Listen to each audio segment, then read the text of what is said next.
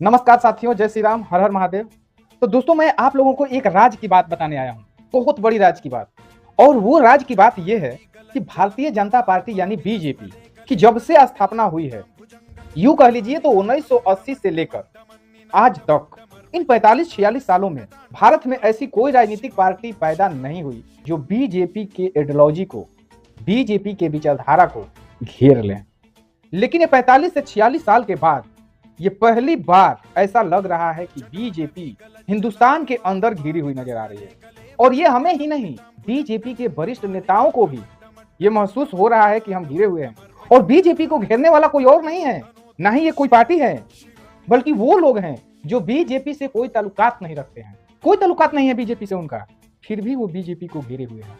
और मैं ये हवा में नहीं कह रहा हूं, ये अनुभव करने की चीज है कि भारत की राजनीति में पहली बार बीजेपी घिरी हुई दिखाई दे रही है। उस समय दिखाई दे रही है कि बीजेपी का पूरा हिंदुत्व पे अपना प्रभाव है, उस समय दिखाई दे रही है।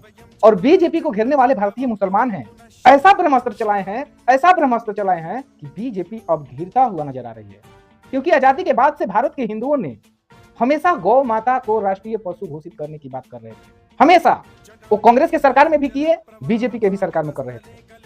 और उनके विरोध में भारतीय मुसलमान खड़े हो जाते थे कि गाय को अगर राष्ट्रीय पशु घोषित कर दिया जाए तो फिर हम लोगों का क्या होगा, हम लोगों की कुर्बानी की क्या होगी। और इसी बहाना का हवाला देके कांग्रेस भी अपना पल्ला झाड़ लेती थी और बीजेपी भी आज 10 से 12 वर्ष से बच रही है। लेकिन अब सवाल ये उठता है कि अब क्या होगा, क्योंकि भारतीय मुसलमान खुद आंदोलन कर रहे हैं कि गौ माता को राष्ट्रीय पशु घोषित करो।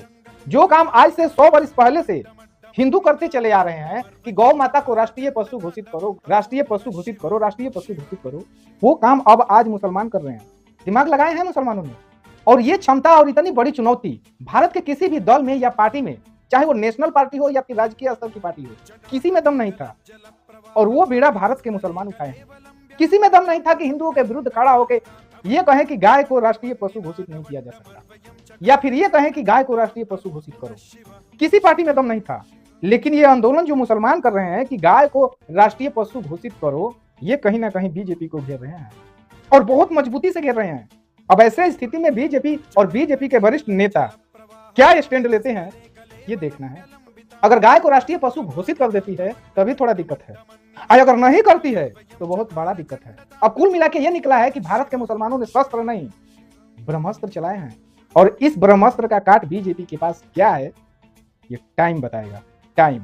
सत्यम शिवम सुंदरम